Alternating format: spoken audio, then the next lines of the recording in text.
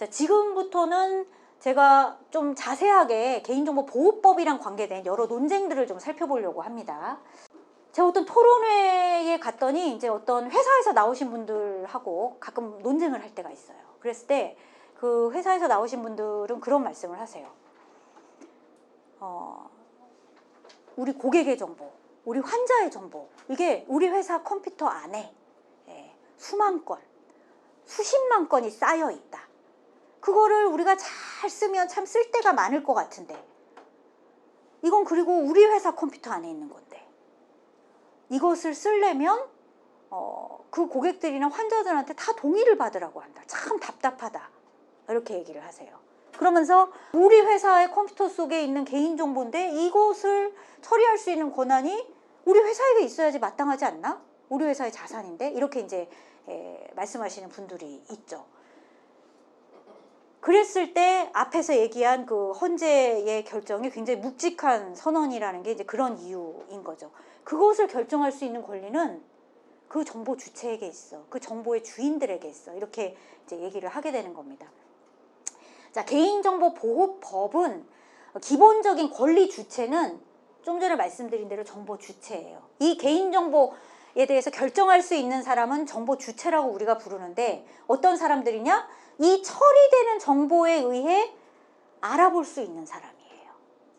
이 개인정보가 처리돼서 노출되거나 식별되거나 할 수 있는 사람, 그 사람들이 정보 주체고, 이 사람들이 개인정보 처리에 대한 권리 주체죠.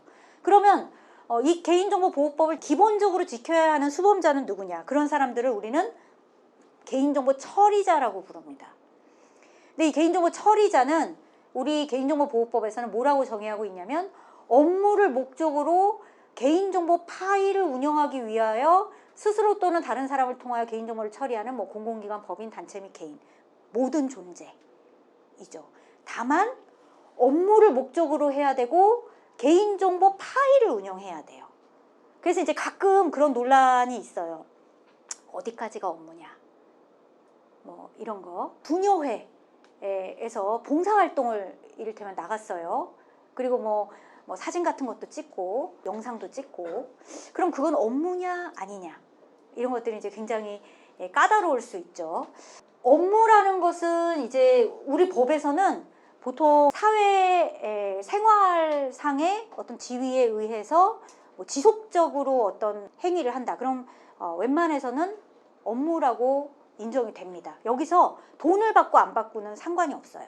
그러니까 우리 단체 같은 데서 우리가 상근을 하면서 상근비를 받는 단체일 수도 있고, 아니면 그냥 뜻이 맞아서 이렇게 단체를 만들었을 수 있는데, 자원활동 방식으로. 그렇다 하더라도 돈을 받고 안 받고는 상관이 없고, 우리가 거기서 어떤 종류의 개인정보를 처리한다면 그거는 우리가 개인정보 처리자가 되는 거죠. 그런데 업무를 목적으로 하는 게 중요하다 보니까 업무가 아닌 사적인 관계 있잖아요. 뭐 동창회나 친목회나 뭐 이런 데서 사적으로 뭐 인사하면서 명함 주고받고 뭐 이런 것들까지는 이제 개인정보 처리자라고 보기가 어려운 그런 영역에 들어가겠죠. 약간 비교를 해보자면 개인정보 취급자라는 개념도 있어요. 이거는 이제 고용된 사람이에요, 한마디로. 그 개인정보 처리자는 일종의 회사고, 개인정보 취급자는 거의 고용된 사람이고, 여기서 그러면 법적인 책임은 누가 지느냐? 개인정보보호법은 대체로 처리자가 지도록 하고 있어요. 형사처벌도 대부분 처리자가 지도록 되어 있고요. 그러면 이제 거기서 규제가 되는 개인정보 처리라는 건 뭐냐? 개인정보보호법에는 어떻게 돼 있냐? 개인정보의 수집, 생성, 연계, 연동, 기록, 저장, 보유, 가공, 편집, 검색, 출력, 정정, 복구, 이용, 제공, 공개, 파기, 그 밖의 이와 유사한 행위. 그러니까 한마디로 개인정보랑 관계된 거의 대부분의 행위들이 다 처리라고 볼 수가 있어요. 그러면 이런 것도 있잖아요. 컴퓨터 화면에 어떤 정보가 떠 있어요. 그걸 눈으로 이렇게 봐요. 그럼 이건 처리일까 아닐까? 그 밖의 이와 유사한 행위에 들어간다고 합니다. 그러니까 우리 개인정보보호법은 개인정보를 다루는 모든 행위를 소관을 하고, 다만 법적 의무를 지는 사람은 업무를 목적으로 그 개인정보 파일을 운용하는 사람이 법적 의무를 지도록 그렇게 이제 하고 있는 구조고요. 그러면 여기서 문제가 되는 그 개인정보라는 게 뭐냐, 이게 이제 문제가 되겠죠. 그 개인정보에 해당을 해야지 이 법에 여러 가지 이제 의무가 생기는 거니까요. 일단 크게 두 가지를 보실 수 있는데요. 하나는 성명, 주민등록번호 및 영상 등을 통하여 개인을 알아볼 수 있는 정보. 이거를 영어로 법률이 돼 있는 다른 나라 법에서는 이미 알아봤다 라고 해서 identified information이라고 부르더라고요. 이미 누군지 알아버린 상황인 거죠. 그게 이제 일단은 확실한 개인정보죠. 두 번째, 그런데 직접 누군지 알아볼 수 없는데 다른 정보랑 이렇게 결합을 하고 2단계, 3단계 이렇게 지나가면 알아볼 수 있다. 해당 정보만으로는 특정 개인을 알아볼 수 없더라도 다른 정보와 쉽게 결합하면 알아볼 수 있는 정보. 이것도 이제 개인정보라고 합니다. 이거를 이제 다른 나라 법률에서는 알아볼똥말똥하다, 알아볼 수 있다라고 해서 identifiable information이라고 이제 부릅니다. 그리고 보라색 부분은 이번에 그 논란 많은 데이터 3법에서 개정된 부분입니다. 혹은 신설된 부분이에요. 근데 이제 다른 정보와 쉽게 결합하여 알아볼 수 있는 정보가 어디까지냐, 어떻게 해야지 알아볼 수 있는 거냐, 이게 이제 계속 논란이 생긴 거예요. 그랬더니 이제 이번에 들어간 조항이 이 경우 쉽게 결합할 수 있는지 여부는 다른 정보의 입수 가능성 등 개인을 알아보는 데 소요되는 시간, 비용, 기술 등을 합리적으로 고려하여야 한다. 이렇게 이제 얘기가 돼요. 그러면 여기서 굉장히 이 논란의 대상이 될 수 있는 개인정보가 어떤 게 있냐, 이를테면 전화번호 같은 게 있어요. 전화번호 그 자체는 숫자들이잖아요, 쭉. 근데 이제 그 숫자들의 실제 주인이 누군지는 통신사가 알고 있는 거죠. 우리는 모르죠. 그죠? 그랬을 때 우리가 막 전화번호를 뿌려요. 그러면 이 보라색 부분이 없었을 때는 확실하게 개인정보였어요. 예전에 이런 판례도 있었어요.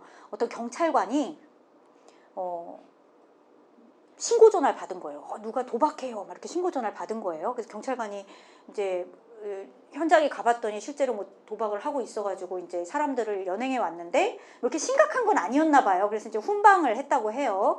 근데 이제 그 연행돼 온 사람들이 이제 뭔가 굉장히 이제 화가 났나 보죠. 그러면서 누가 도대체 신고했냐고 계속 물어본 거예요, 경찰관한테.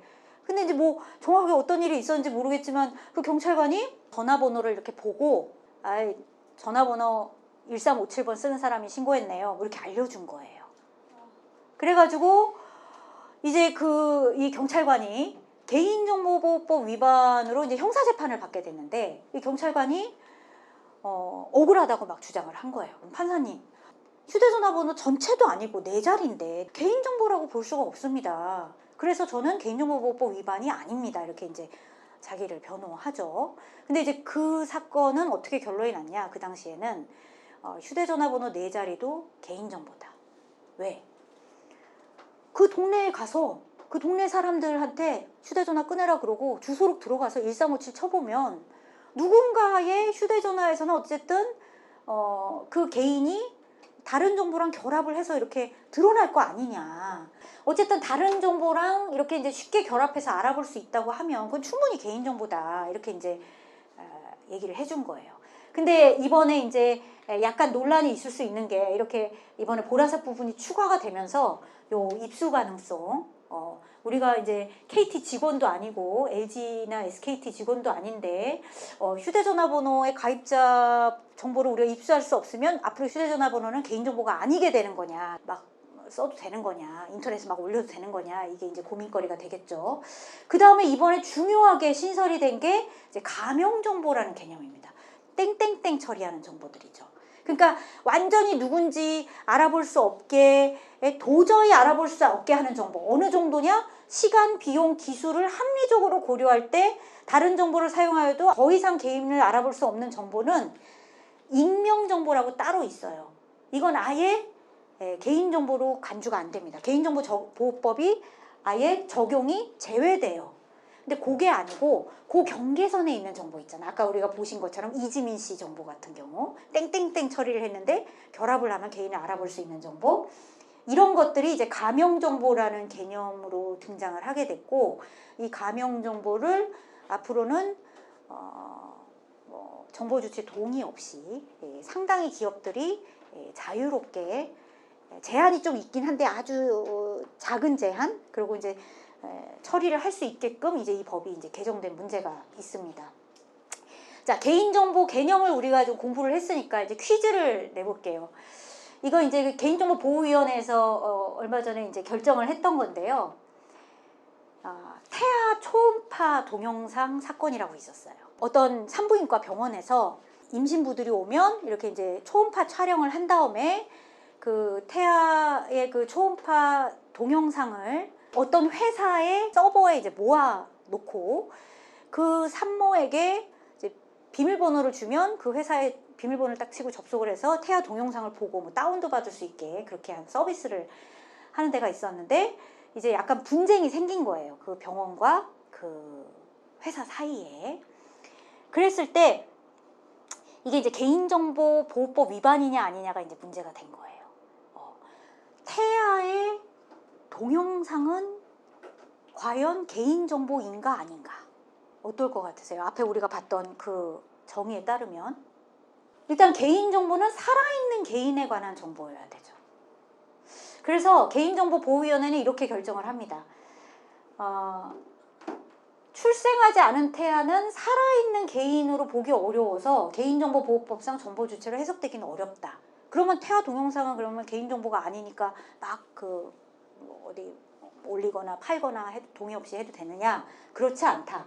태아 초음파 동영상은 태아뿐만 아니라 임산부의 신체도 함께 촬영하는 것으로서 그 자체만으로는 임산부 개인을 알아볼 수 없더라도 그 업체가 임산부의 성명이나 연락처, 다른 정보도 갖고 있잖아요. 혹은 그 병원이 갖고 있잖아요. 그런 정보랑 결합을 하면 충분히 임산부를 알아볼 수 있다고 할 것이므로 이거는 임산부의 개인정보에 해당한다. 그래서 개인정보보호법을 준수해야 한다. 이런 취지로 결정이 나오게 됩니다. 그러니까 사실은 어디까지 개인정보냐, 이게 이제 점점 쉽지가 않아지고 좀 복잡해지는 거죠. 일단 개인정보여야지 개인정보보호법의 보호 대상이 되는데, 그 개인정보인 것을 인정받으려면 이제 개정된 법에 따르면 뭐 입수 가능성이 뭐냐, 뭐 이런 것들 이제 따져봐야 되는 새로운 상황이 이제 된 거죠. 그 다음에 개인정보 처리 기준, 우리 개인정보보호법에서 얘기하는 처리 기준이 여러 가지 층위가 있는데요. 대체로 보면은 이제 민감도가 높아질수록 보호 수준이 높아지는 걸 볼 수가 있습니다. 그 좀 전에 살펴보신 그 일반 개인정보는 기본적으로는 요거를 이용하거나 뭐 다양하게 처리를 하려면 정보주체 동의를 받아야 돼요. 그게 기본이고, 정보주체 동의를 안 받고 이것을 처리하려면 법률에 특별한 규정이 있어야 된다든지 뭐 이런 예외에 해당을 해야 돼요. 그러니까 기본적으로는 동의받고 처리를 해야 된다. 이런 걸 우리가 알아두면 되고요. 만 14세 미만 아동의 개인정보를 처리한다. 만약에 여러분이 계신 단체에서 뭐 청소년 캠프 같은 걸 한다. 그러면 이 경우에는 법정 대리인의 동의를 받아야만 합니다. 그리고 이제 민감 정보라고 특별히 보호하고 있는 정보가 있어요. 이거는 일반 개인정보랑 섞어서 동의를 받는 게 아니라 별도로 동의를 받아야 되는데, 어떤 것들이냐? 사상, 신념, 노동조합, 정당의 가입 탈퇴, 정치적 견해, 건강, 성생활 등에 관한 정보가 일단은 해당을 하고요. 그 다음이 추가로 유전자 검사 등의 결과를 얻어진 유전정보, 범죄 경력 자료에 해당하는 정보가 추가되고요. 이번에 2020년 법 개정되면서 보라색 부분이 또 추가가 됐는데, 뭐냐? 개인의 신체적, 생리적, 행동적 특징에 관한 정보로서 특정 개인을 알아볼 목적으로 일정한 기술적 수단을 통해 생성한 정보. 이게 이제 쉽게 말하면 바이오메트릭스라고 불리는 것들이에요. 생체 인식 정보. 그러니까 개인의 신체적, 생리적, 행동적 특성, 지문, 홍채, 얼굴 인식, 보행 인식, 이런 것들이 앞으로는 민감 정보로 보호가 되게 됐습니다. 페이스북 얼굴 인식 정보, 이렇게 미국에서는 특별히 보호가 안 되는 것 같지만 이 개인정보보호법 개정이 되면서 어쨌든 얼굴 인식 정보 이런 것도 이제 앞으로는 보호 대상에 들어오게 되고요. 그 다음에 인종이나 민족에 관한 정보, 이것도 새로운 민감 정보로 들어오게 됩니다. 그럼 보호해야 된다는 게 뭐냐? 일반 개인정보는 기본적으로 정보주체 동의를 받아야지만 처리할 수 있지만 예외가 있어요.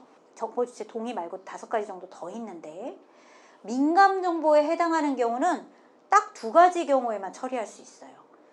일반 동의도 아니고 별도로 동의를 받거나, 아니면 법령에 이 민감정보, 이 인종이나 민족에 관한 정보 처리할 수 있어 하고 딱 명시된 경우에 한해서만 처리가 가능해요. 굉장히 이제 엄격해진 거죠.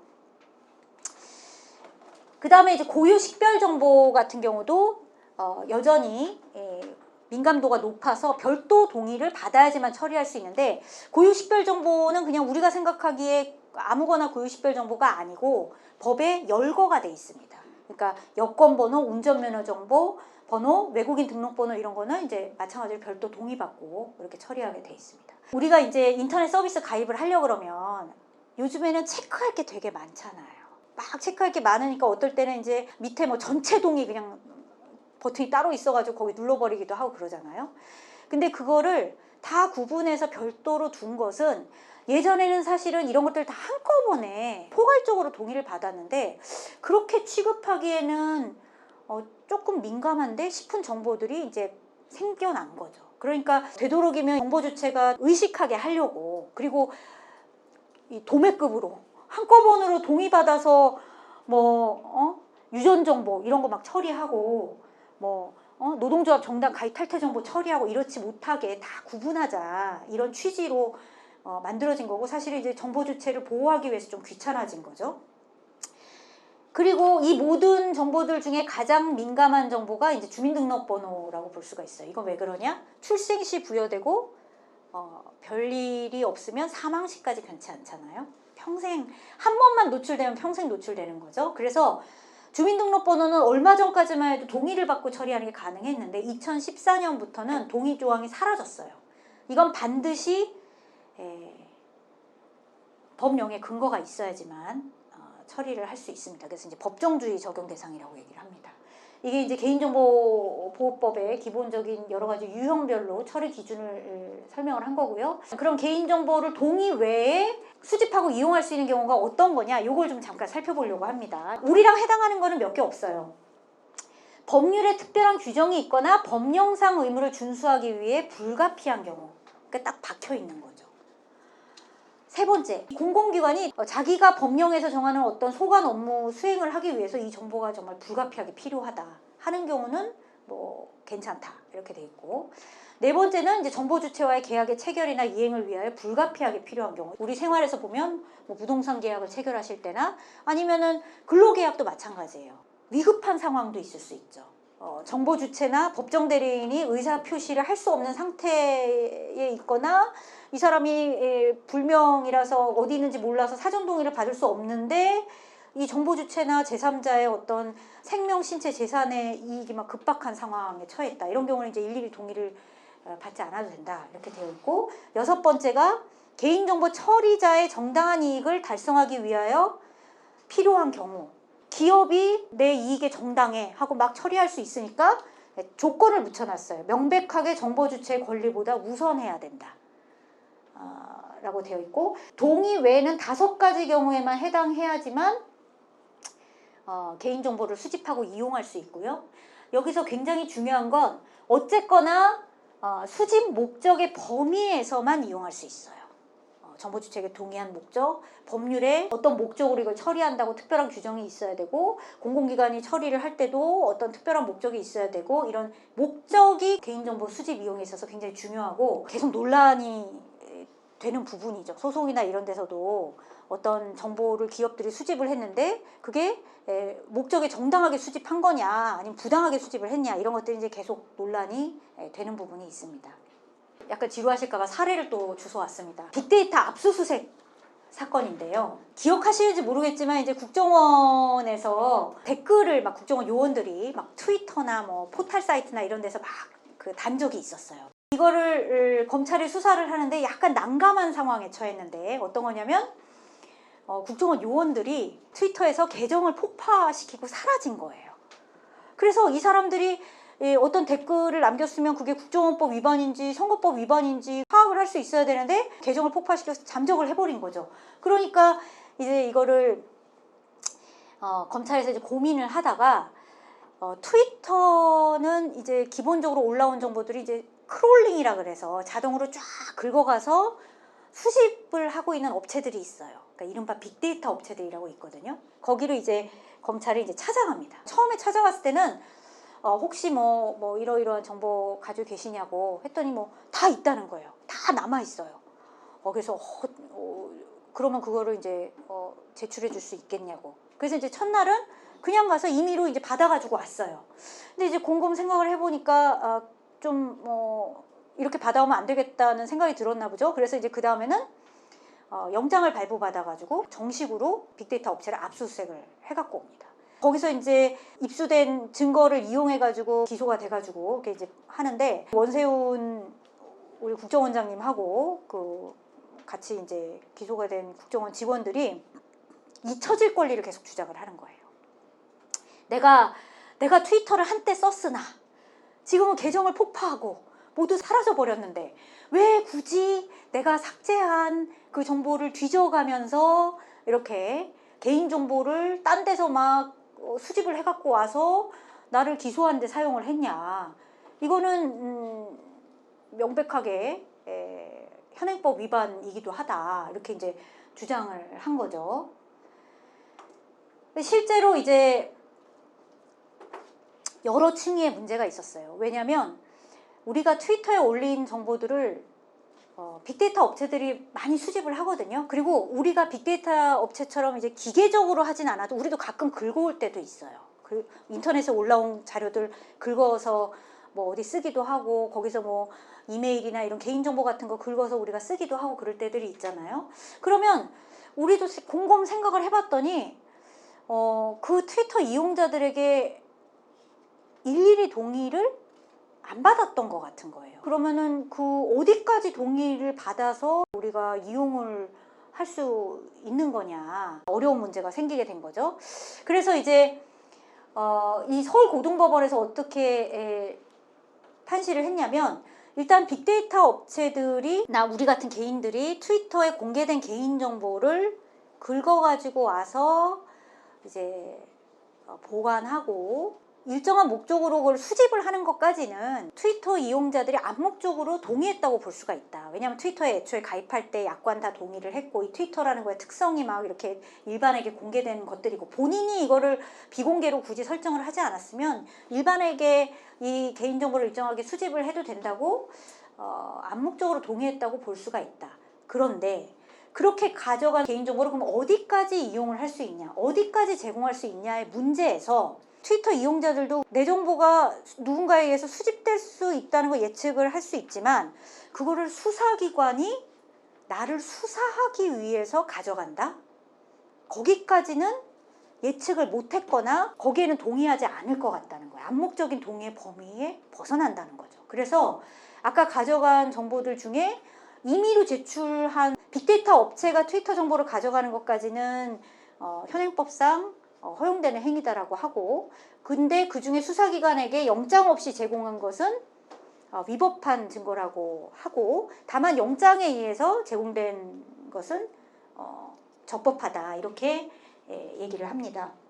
그러면 비슷한 사건이 있었어요. 이건 뭐냐면 서울시에서 인공지능 로봇 수사관을 만들기로 한 거예요. 그래서 서울시에도 특사경들이 있거든요. 여기서 불법 부동산 이런 거를 이제 수사를 하겠다고 한 거죠. 근데 어떻게 하기로 했냐? 평소에 트위터나 블로그나 이런 데를 막 다니면서 뭐 신혼부부 대출, 뭐 부동산 담보 뭐 이런 것들을 키워드로 해갖고 정보들을 막 긁어 모아서 빅데이터 처리를 해서 막 보관을 해놨다가 그 중에 서울시에서 살고 있는 사람이 위법한 행위를 했다라고 하면은 이제 수사하겠다는 거였어요. 그러면 이게 이제 아까 그 원세훈 사건이랑 약간 비슷한 게 있는 거죠. 어차피 누구나 인터넷에서 긁어가니까 수사 목적으로 서울시도 긁어가고 그렇게 긁어간 데도 되게 많아요. 식약처도 뭐 긁어가고 공정거래위도 긁어가고 지금 다들 긁어가면서 그거를 막 보관해놨다가 불법행위가 있나 없나 빅데이터 돌려보고 하거든요. 이게 어디까지 허용되느냐의 문제가 생긴 거죠.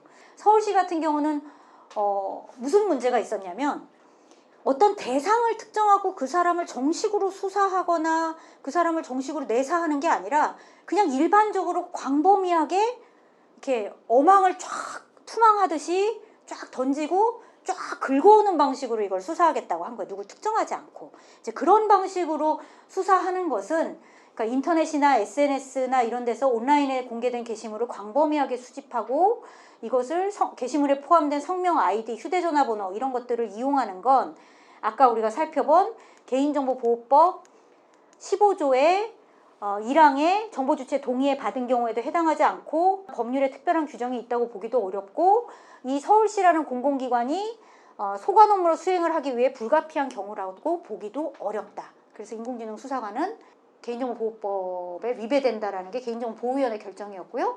그러면 이번에 신설된 조항 중에 뭐가 있냐면 정보주체 동의를 받지 않고 당초 수집 목적과 합리적으로 관련된 범위에서는 정보주체 동의를 받지 않고 개인정보를 이용할 수 있다는 조항이 이번에 또 신설이 됐어요. 그럼 여기서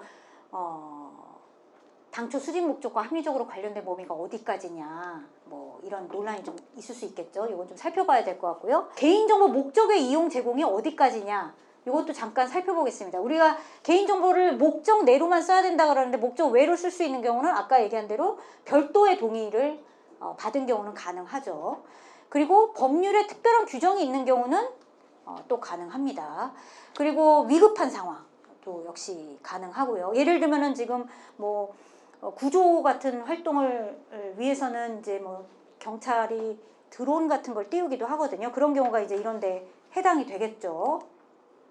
그 다음에 여기서 이제 개인정보보호위원회가 나오는데요. 공공기관이 소관 업무를 수행할 수 없는 경우로 개인정보보호위원회 심의 의결을 거친 경우에는 다른 목적으로 제3자에게 제공하거나 다른 목적으로 사용할 수 있다는 거고, 뭐 범죄 수사나 공소 제기미 유지를 위해서 필요한 경우 공공기관이 그렇게 목적 외로 이용하거나 제공을 할 수 있다라고 되어 있고요. 이것도 제가 이제 사례만 잠깐씩 보고 지나가 보겠습니다. 예를 들면 법률에 특별한 규정이 있는 경우가 어떤 경우가 그런 경우냐? 고용노동부가 이제 산업안전보건법에 따라서 이제 근로자의 질병과 작업장 유해 요인 상관관계에 대해서 직업성 질환 역학조사를 할 수 있어요. 할 수 있고 그거를 한국산업안전보건공단에 이제 위탁을 했어요. 그러면 한국산업안전보건공단이 직업성 질환 역학조사를 하기 위해서 건설 근로자들의 정보가 수집된 건설 근로자 공제로부터 이 정보를 제공을 받을 수 있냐? 그걸 다 동의받고 제공받아야 되냐? 이런 이제 쟁점이 있을 수 있죠. 거기서 이거는 산업안전보건법에 있기 때문에 법률에 특별한 규정이 있어서 동의 없이 수집할 수 있다. 사용할 수 있다. 그러니까 건설 근로자 공제회 입장에서는 목적 외로 원래 갖고 있었던 목적과 다른 목적으로 제공을 하게 되는 거죠. 그 다음에 개인정보보호위원회가 그러면 공공기관에게 이걸 쓸 수 있게 해주는 경우는 어떤 경우가 해당하냐? 이런 일이 있었어요. 어떤 항공사가 자기 항공사 소속의 직원들이 제대로 근무를 하는지 이게 이제 궁금한 거예요. 그래서 이제 인천국제공항 쪽에다가 CCTV 같이 보자고 얘기한 거죠. 그랬는데 거기에 대해서 이제 보호위원회가 보기에는 이 항공사의 이제 업무 감독을 위해서 인천국제공항의 CCTV를 실시간으로 상시 제공하는 건 좀 불가피하다고 보기 어렵다. 그러니까 이제 그건 안 된다. 뭐 이렇게 얘기를 하고 있습니다. 그 다음에 이제 정보주체 권리라는 것도 또 마지막으로 좀 살펴봤으면 좋겠는데 이거는 우리 자신이 요구할 수 있는 권리이기도 하고 우리가 만약에 개인정보를 처리하는 입장이라면 우리가 누군가로부터 요구받았을 때 보장해줘야 되는 권리인데요. 정보주체에게는 자신의 개인정보 처리에 관한 정보를 제공받을 권리가 있어요. 알 권리가 일단 있죠. 그리고 자신의 개인정보 처리에 대해서 동의를 하고 결정할 수 있는 권리가 있는 거고요. 그 다음에 자신의 개인정보 처리 여부를 확인하고 열람을 요구하고 사본의 발급을 요구할 권리가 있고요. 그 다음에 개인정보 처리를 정지를 요구하거나 정정 삭제를 요구하거나 파기를 요구할 권리가 있고 마지막으로 피해를 신속하고 공정한 절차에 따라 구제받을 권리가 있습니다. 이게 굉장히 명확한 권리거든요.